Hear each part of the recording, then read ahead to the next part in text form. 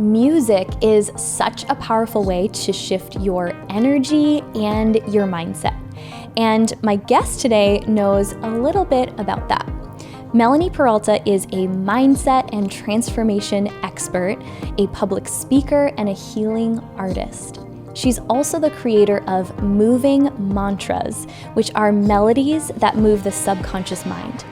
And if you've ever seen our Powerhouse Women highlight video from the 2019 event, you can hear her angelic voice and the moving mantra she created just for our community.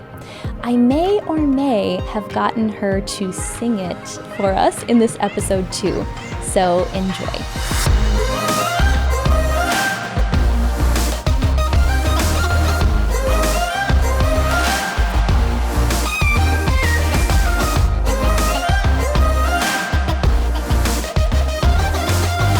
Welcome back to the show. I have a literal angel with me today. That's I feel like the word that comes to mind whenever I'm around you, whenever I'm with you. Thank you.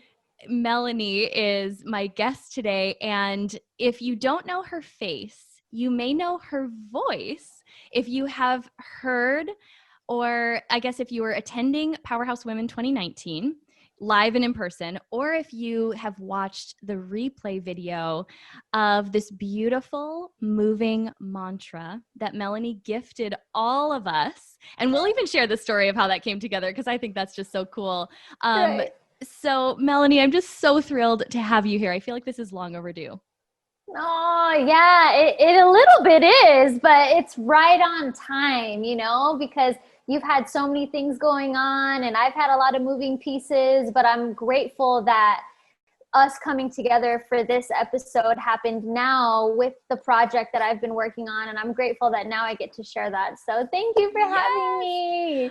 It's so my pleasure. And I do want to have you really dive into your story, but I want to share just the fun backstory of how that Powerhouse Women moving mantra came about.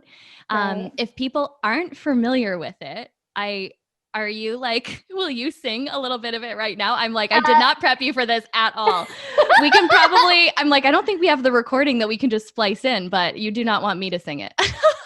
It's all good. Yeah, of course. So I'm tapping into my powerhouse vibe. I'm connecting with my powerhouse tribe. I'm stepping into my powerhouse light to shine. Oh my God. I literally get like emotional every time I hear it. Because it's so powerhouse. Like it literally is. And you can go ahead and start the story of how it all happened, and then I'll share my part of it. Yes. So, well, Melanie and I have been friends. Gosh, we connected a few years ago just through the Phoenix community, all the incredible work you've been up to, which we'll share in a moment too. But so many mutual friends, it was bound to happen, right? We were just bound to connect at some point. And then a few days before our 2019 event, so the last time we were together in person for Powerhouse Women, I get a voice message from Melanie saying, I don't know if this like aligns for you, but I just had like this vision of really giving you a Powerhouse Women moving mantra, which this was kind of a new term you were working on behind the scenes, but no one else was really familiar with really the magic you were creating. And I just remember, and everything that we've done with Powerhouse Women is just very intuitive. Like it's very clear for me if something's a hell yes or a hell no. And I remember just getting your message and I was like, oh yeah, that actually, I didn't realize we were missing this. And so you said, well, here's something. And you sent me the voice, the audio note, like, here's just kind of what came through for you.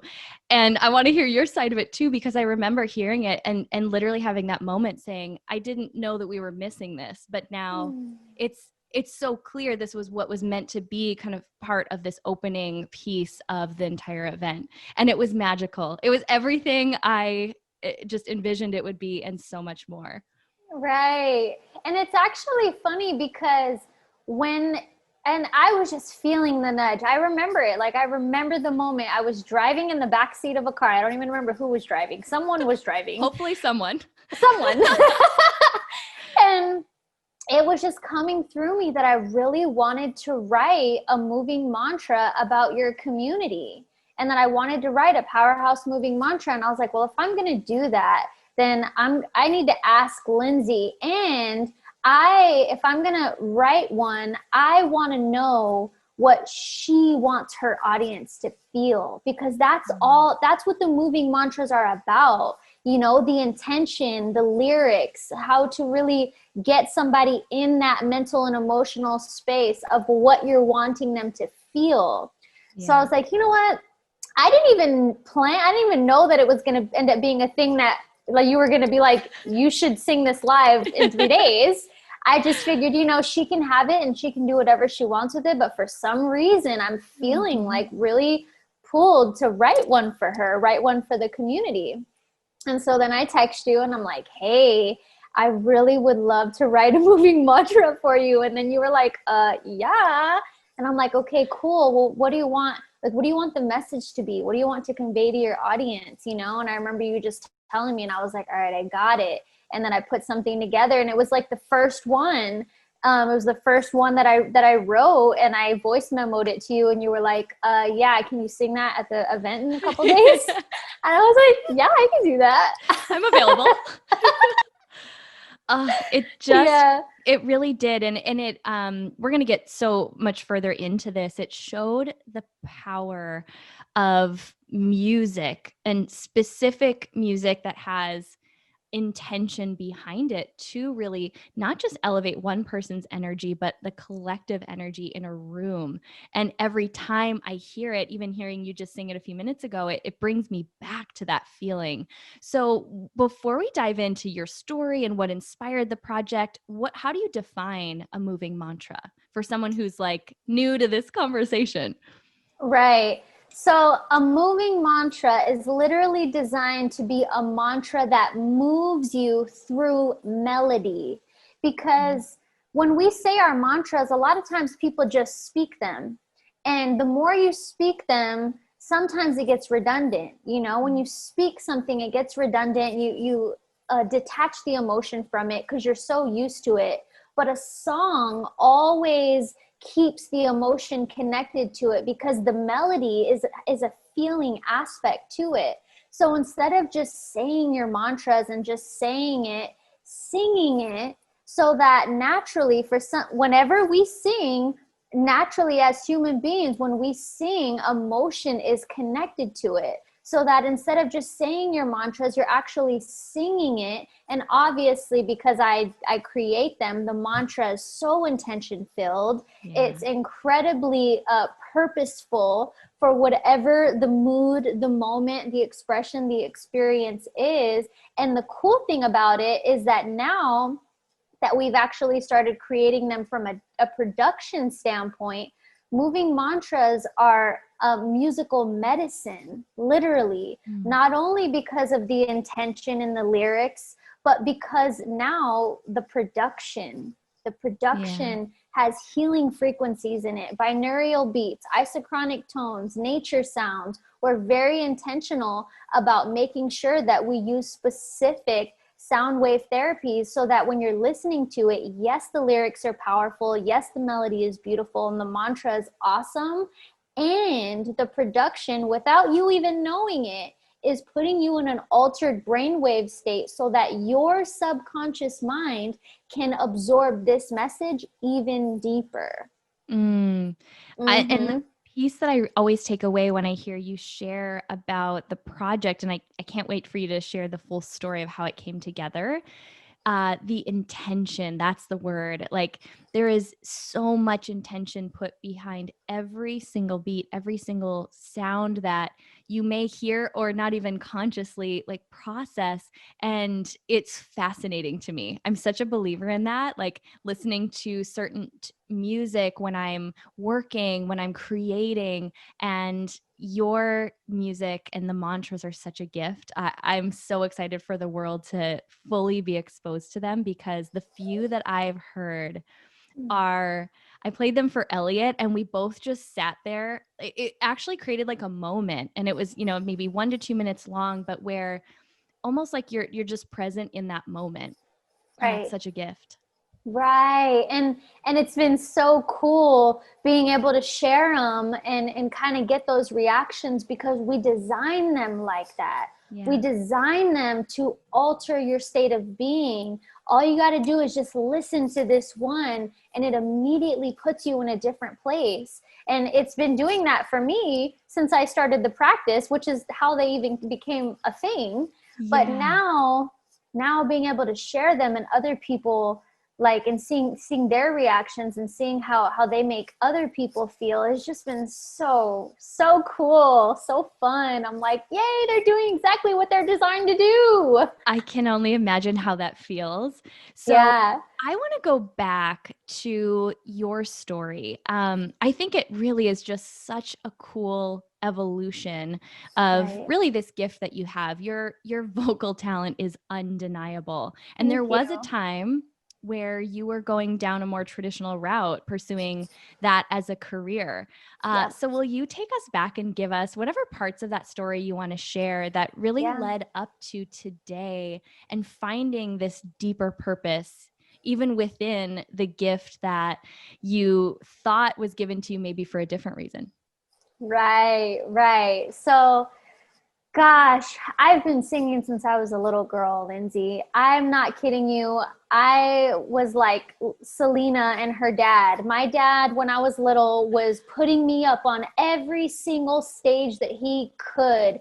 I sang at carnivals, I sang at lowrider shows, I sang at church charities, I sang at like karaoke my dad, if there was a stage, my dad was putting me on it. So I've been singing and performing for my whole life, essentially.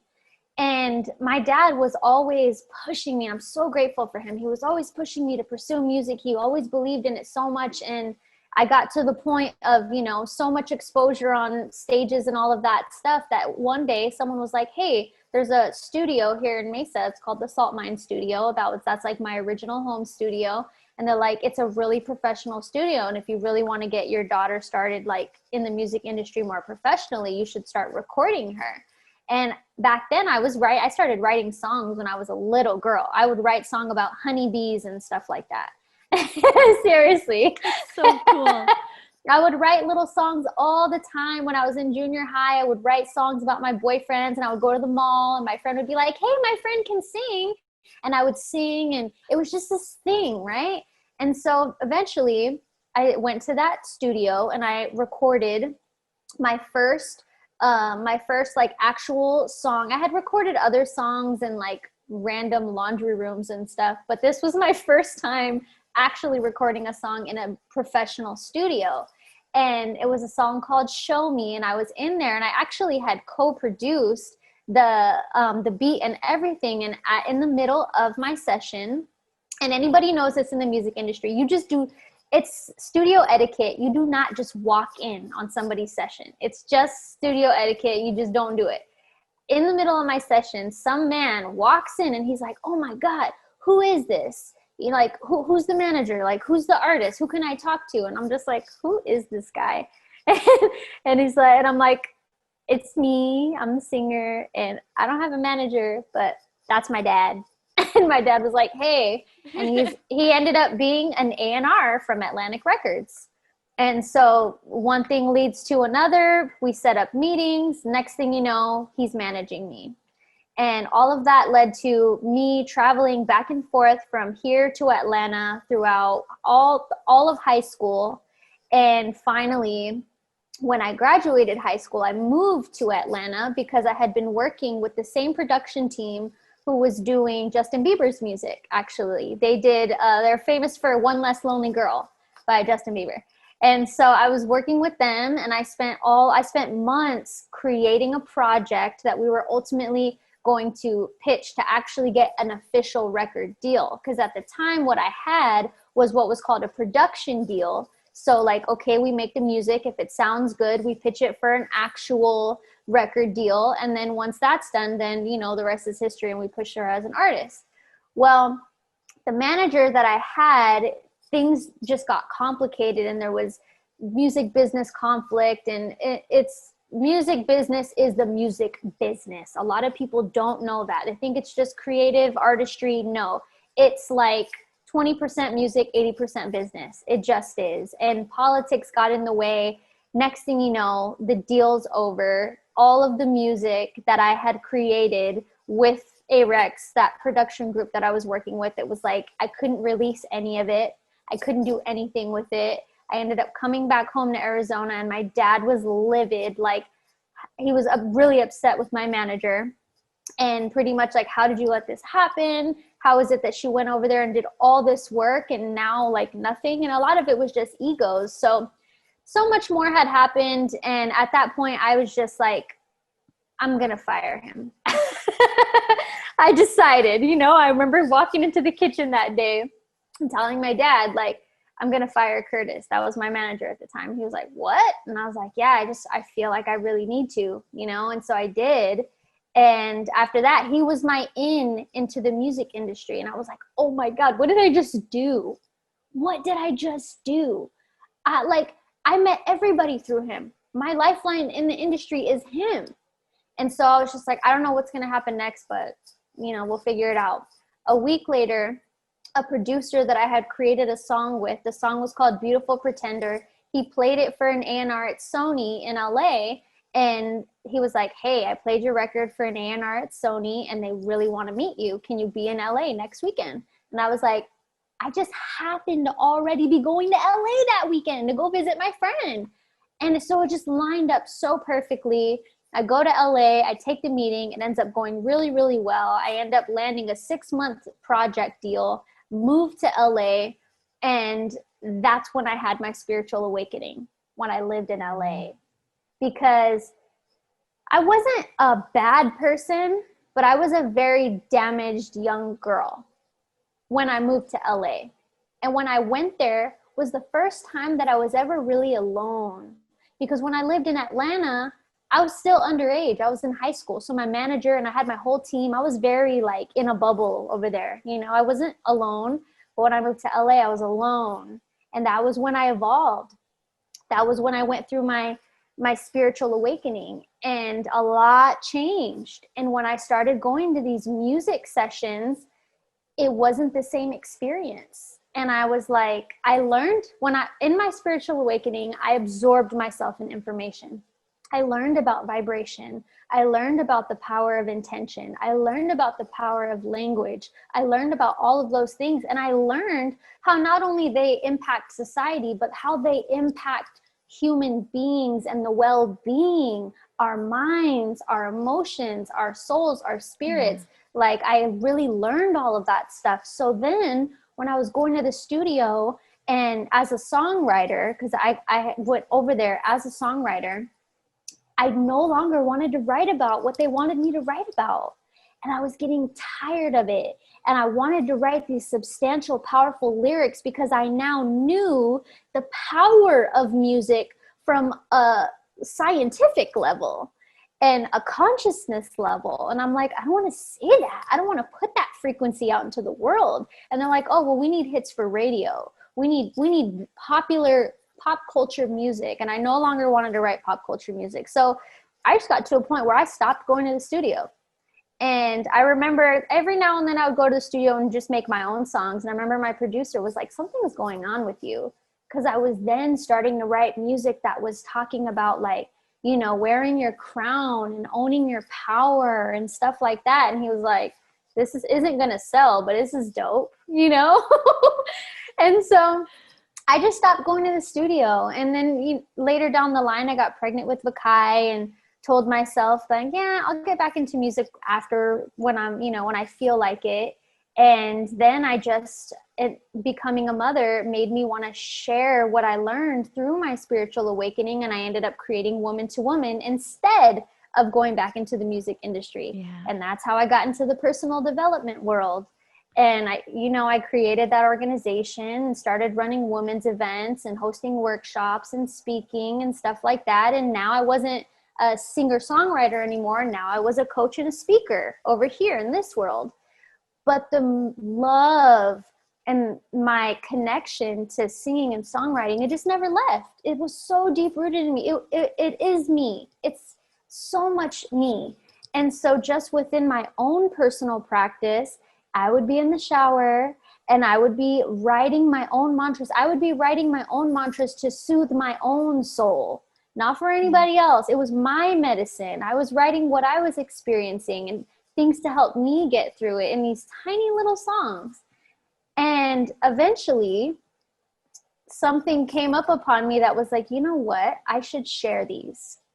So then I created hashtag Monday Moving Mantra. And I did 25 weeks of hashtag Monday Moving Mantra.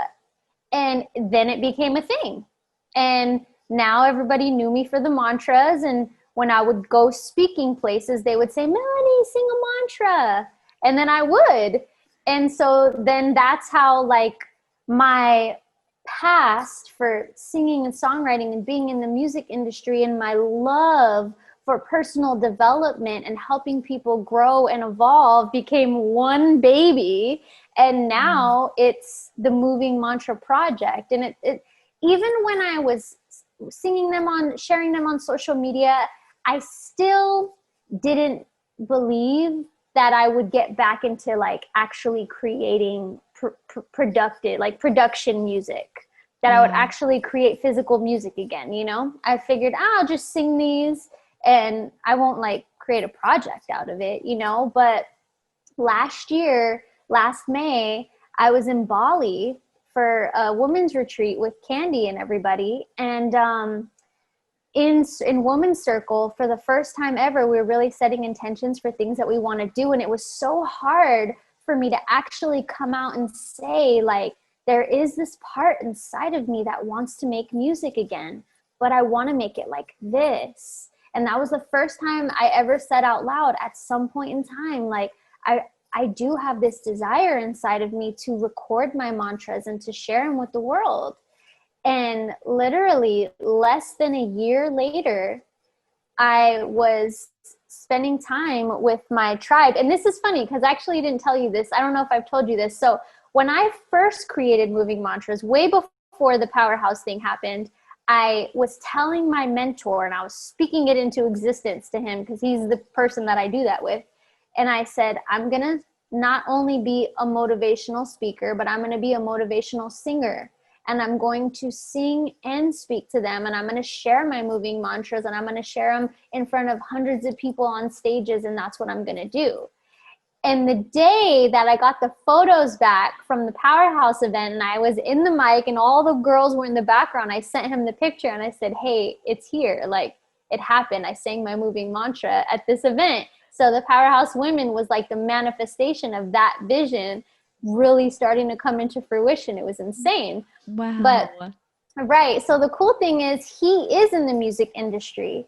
And so him and my soul sister, Sam, they're partners in the music industry and they do it at the highest level. They work with like Lady Gaga and Britney Spears and Kanye and Lil Wayne and all of them. So I'm like, I'm never going to ask them to produce my project because they're like, you know, working with the biggest people in the world. I'm like, I'm not going to ask them ever. So one day we were here at my house and we were just having our soul fam tribe time. And Sam goes, hey, Mel, sing Bishop one of the moving mantras. And she started telling him about what they were. And then I was like, yeah, I told you about this. And he goes, cool, sing one. So then I did. And right after he was like, why don't we record these? And I looked at Sam and we were like, yeah, let's do it. And that was in March. Let's do it. Let's record them. And they were like, why haven't we been recording these a long time ago? And I was just like, I didn't want to ask, you know, I'm glad it happened organically like this. I'm glad it was your idea. Yeah. Because I can tell you really love it. You really believe in it, you know? So literally then that was 2 weeks before COVID hit that we were here at my house and we decided, let's do the project. And then COVID hit 2 weeks later and I had two options. And I talked about this on one of my posts recently because it was going to take some startup capital to get this project going, you know, and I was going to have to invest into myself to bring it to life. So it was like, do I save this and hold on to this and stay safe because I don't know what the economy is going to look like? Or do I take a chance and do I invest into myself and spend this to bring this dream vision of mine to life with the people that I know I've always wanted to do it with. Yeah. Because when I was in Bali and I had that vision and I said out loud that I wanted to bring it to life, I always knew in my core that I wanted to bring it to life with Sam and Bishop. Wow. And that's exactly how it happened. And now here we are, 6 months later, and all throughout COVID, I flew back and forth from here to LA when the airports were a ghost town, literally. And we recorded it, and then we created the Moving Mantra project in the middle of the pandemic. Okay, there's so much here that I want to dissect. I don't even know where to start because there's just so much in what you shared that's relatable to every single one of us. Right. Tell me about that moment when you made that decision to invest in yourself, even you could have made the rationalization that the timing wasn't right. We were, just starting to understand that COVID was a real thing and not sure of the implications. Yet, what was it for you that had you say yes to yourself, to this project? And then what did it teach you? What did that yes open up for you?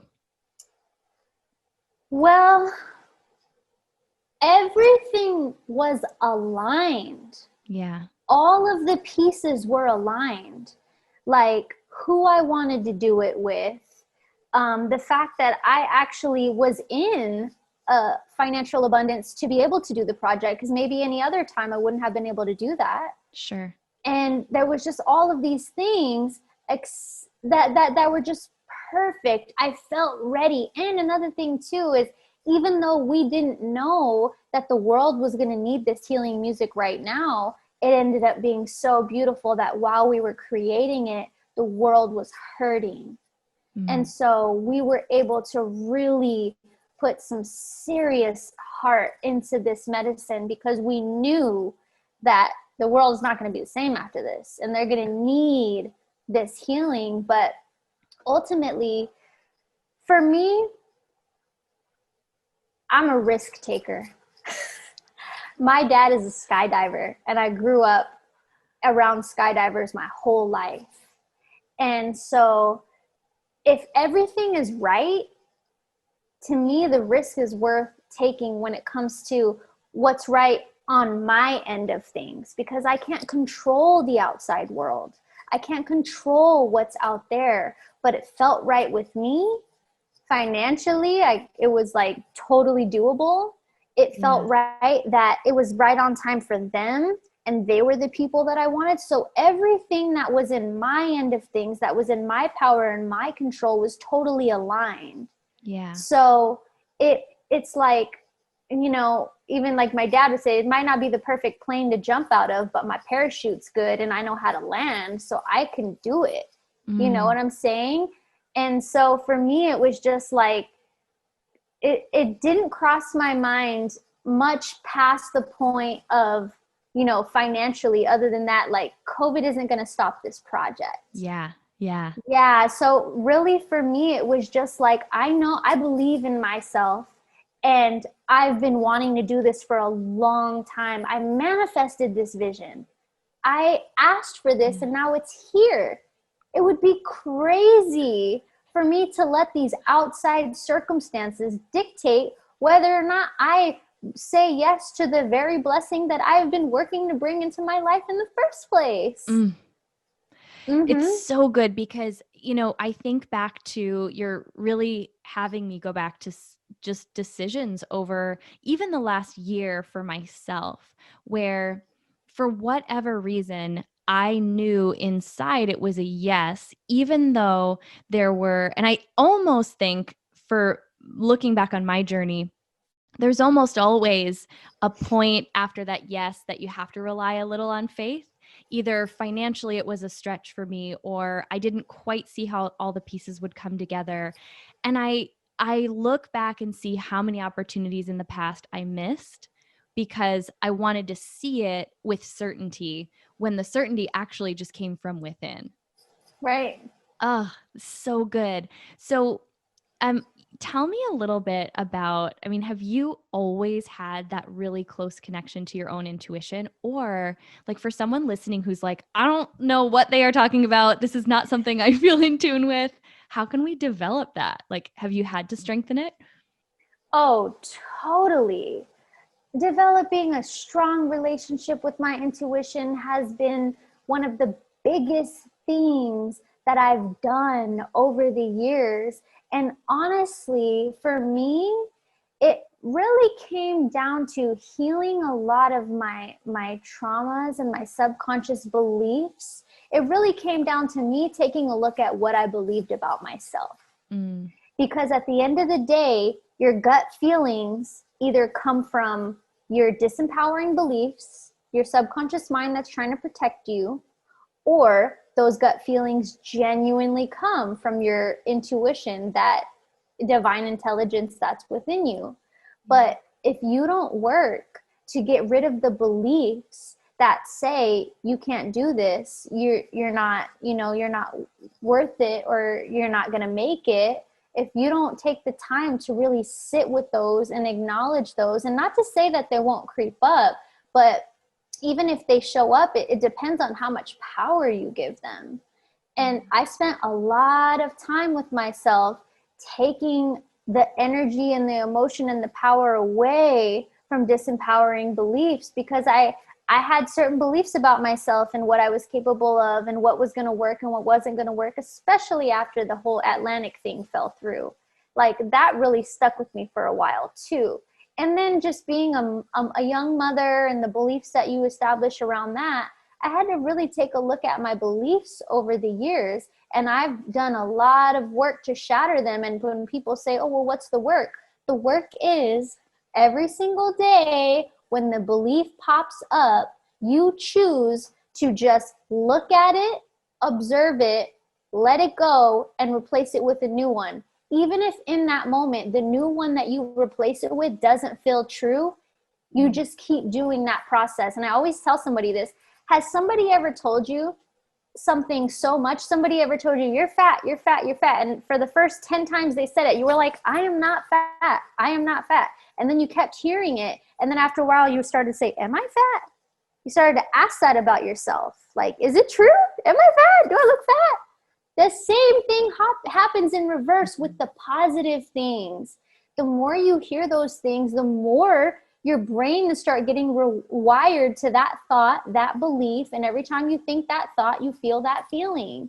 And then that's when you start to get into that state of being more often and more often and more often. And it was just a mental training, day by day, moment by moment. I chose, and it takes a lot of work. It's not an easy thing, but this is the process. There's no other way around it. There's not some magic pill. There's not some magic seminar. It is the day by day, moment by moment. When the idea pops up, it's between you and that belief.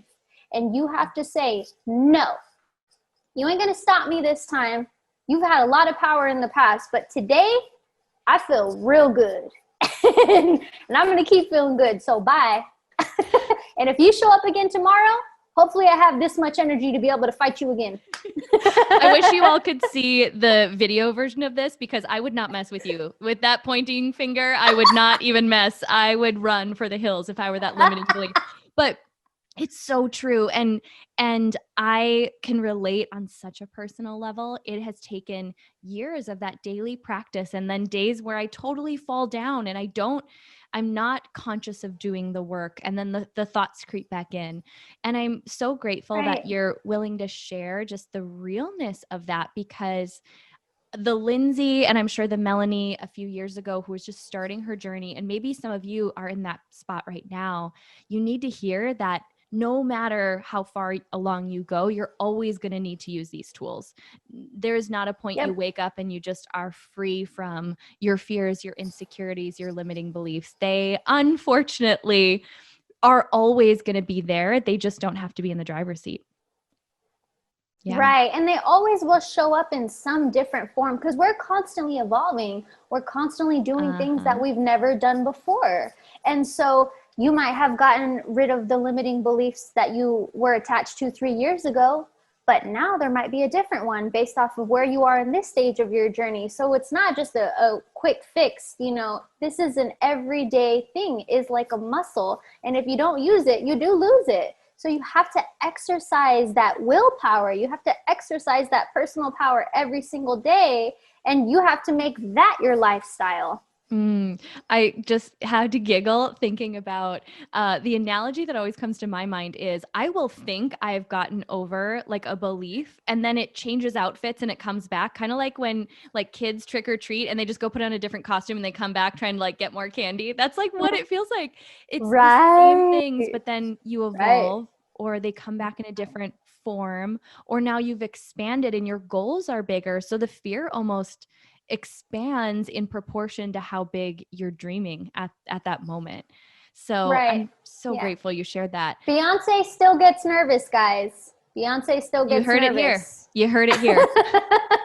So let's kind of bring this back full circle, because I want you to talk a little bit about these mantras that you have created.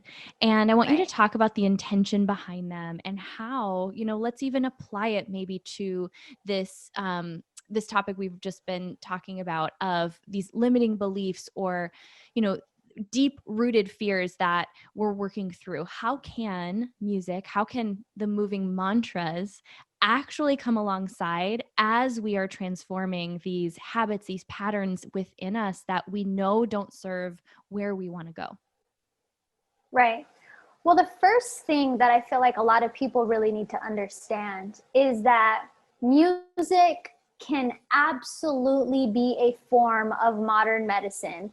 Music has always been a form of medicine from ancient cultures. It's just that, you know, now in the space and place that we're at, music has been used in ways that aren't meant to empower the people. As much as I hate to say it, that's just where the direction of entertainment has gone. And so what people really need to understand first and foremost about using music to help you mentally, emotionally, spiritually, is that as a human being, as a vibrational being, can you hear me? Am I cutting out at all? Yeah, it was just cutting out a tiny bit, but I can hear you just fine. Okay, yeah. Am I back? You're back. Perfect. So as a vibrational being, made out of up to 70% water, we are deeply impacted by music and sound and rhythm and vibrations. That's the first thing to know. And so when we're listening to music, we're not aware that the water molecules that make up our body have memory and they store information. They store the energy of what you're listening to, which is why if you're ever going through a breakup, the last thing I ever recommend you to do is listen to sad songs, because you're just perpetuating that feeling within your state of being. How can you ever release it when you're just feeding it?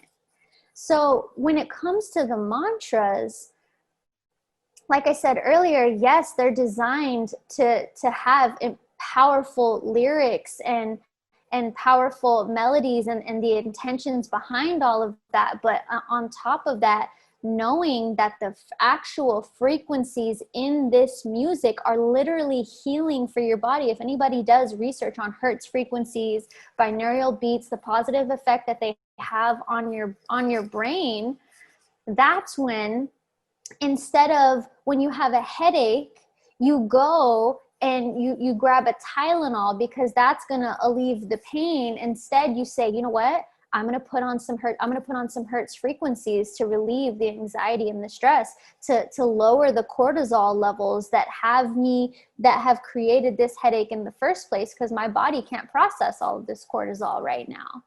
Instead of going to the cabinet and grabbing something to take the pain away, being innovative with the healing modalities that we use. And we're already getting more innovative with the natural healing modalities when it comes to like herbal and stuff like that. But people have really forgotten that music is one of the most powerful tools that people can possibly use to change the way they're thinking, they're feeling, and change the way that they're being.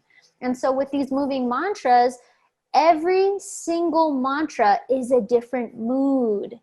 And it just really depends on what mood you're trying to get out of and what mood you're trying to get into.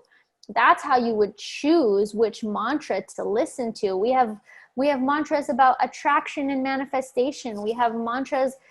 We have a mantra called Wise Woman that's just really empowering you to just be, to believe in yourself and to know you got it going on and you are a wise woman. You have the sense of direction in your life and you know what you're doing. You call the shots.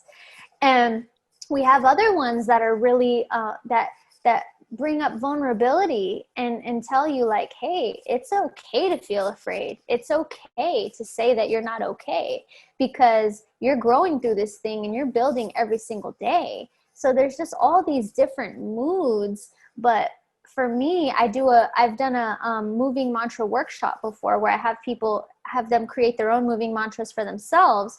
So what I always tell people is like, your level of self-awareness is so important in knowing what you need moment by moment. You do it with water, you do it with food, you do all those things, but when you tap into your mental state of being and your emotional state of being, the question should always be, what do I need for my mind and my heart right now as well?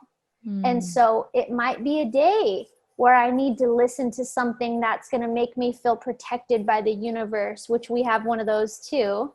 It might be a day when I need to know that, but I have to be aware of the state that I'm currently in. And I have to know that there are other things out there like these moving mantras that can help me alter my state of being without having to binge eat, without having to, drink, without having to get a pill, without any of that stuff. I could sit here, I could immerse myself in this sound that is not only soothing me mentally and emotionally, but is actually soothing me on a cellular level because of the vibration of the production that is embedded into it. Yeah. Oh, I forget that I'm interviewing you, that I'm like conducting this interview.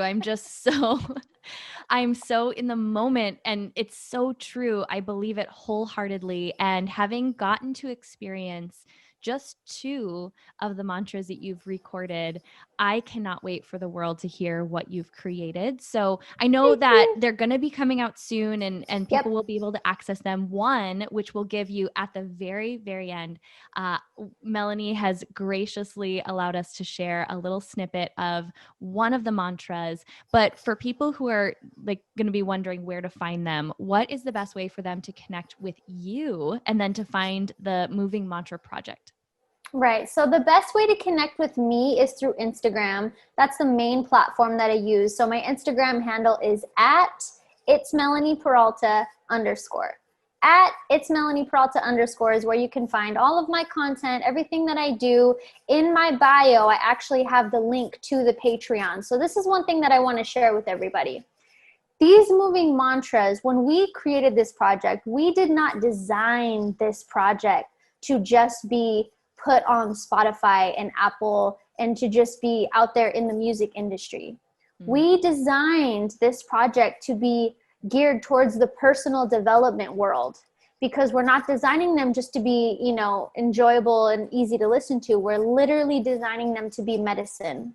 We've had multiple coaching communities use these moving mantras for their clients. Even Tony Robbins and Dean Graziosi, we've been able to play one of the moving mantras for one of their big coaching communities that they have, and everybody sat there with their hands on their heart just receiving the medicine of the mantra, which was absolutely beautiful. So the way that we're going to be releasing these isn't going to be a traditional music artist type of vibe. You're not just going to see them on Spotify and iTunes and all of that right away, because our goal is to really create a movement with these moving mantras so that people actually start getting back into the space of using music as medicine, using music as a healing modality. And the cool thing about this music is that it's very healing, and yes, it has all of the, the hertz and the binaural beats and stuff, but it has popular sounding music. It's not a lot of what you hear in the conscious community that sometimes is hard to connect to based off of what your style is. It's very easy to listen to, even if you're not spiritual, even if you're not in that world. You don't have to be to listen to this. So for us, we really wanted to make the Moving Mantra Project more of a movement so that people could get back in tune with using frequencies and vibration and sound and intentional lyricism as a medicine. So we're doing it right now through Patreon to create our Moving Mantra Project community.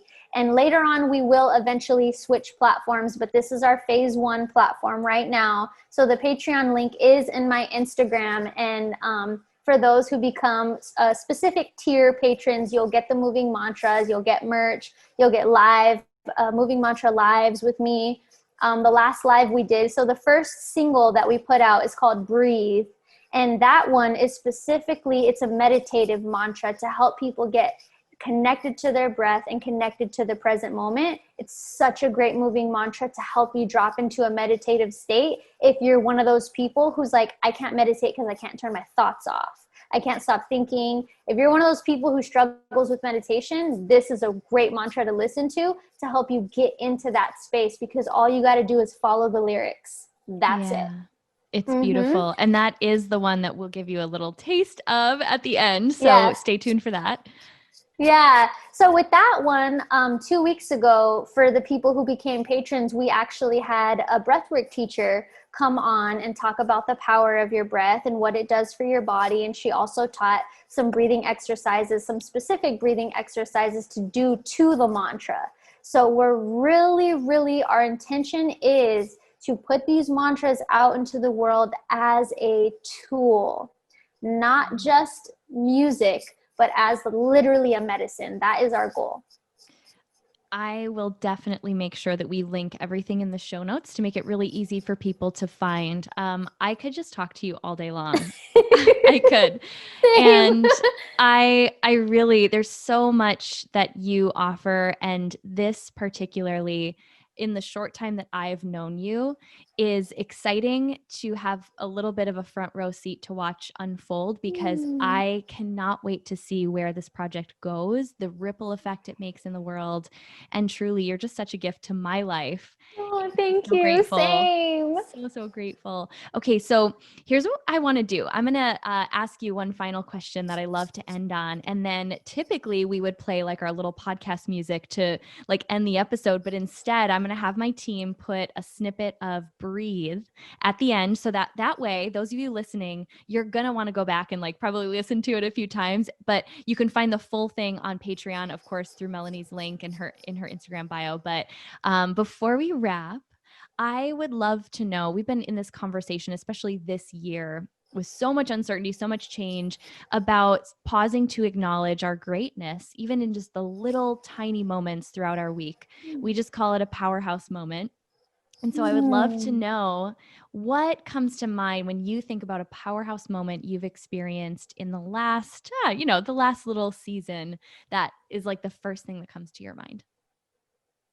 My son, my boy, because this season, he's getting so big. And there's so many moments that I have with him where I'm experiencing him, and I feel so proud of who he is, his spirit, because a lot of moms can relate to this. I definitely deal with mom guilt when I'm, working and I'm doing all my coaching stuff and I'm flying to LA and he can't come with me this time and I'm going to be gone. And, this particular season has been a time where his father has had to take more responsibility than I have.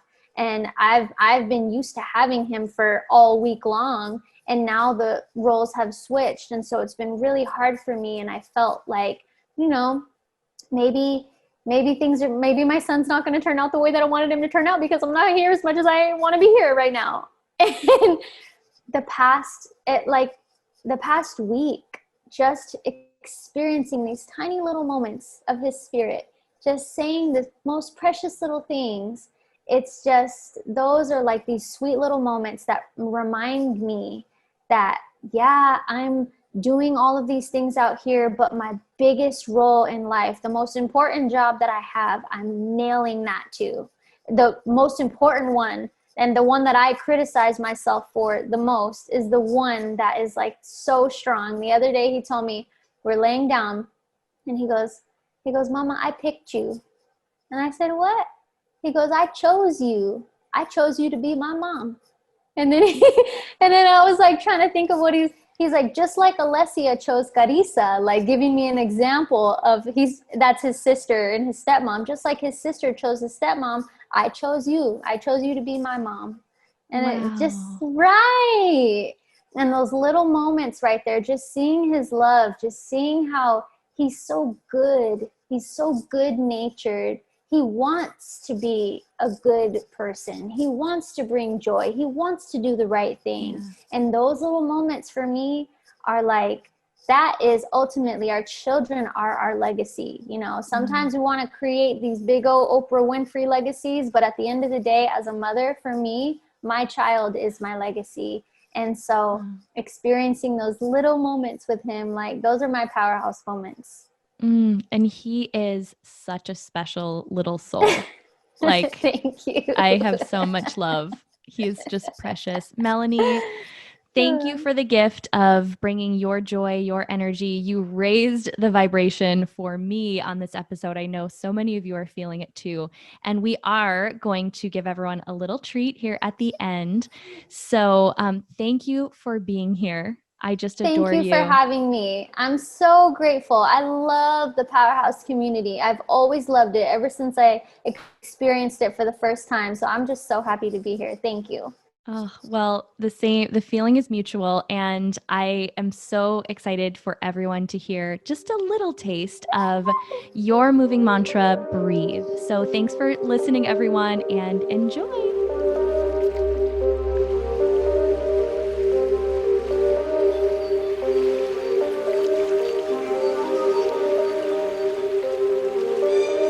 Wisdom comes in the silence, just be still.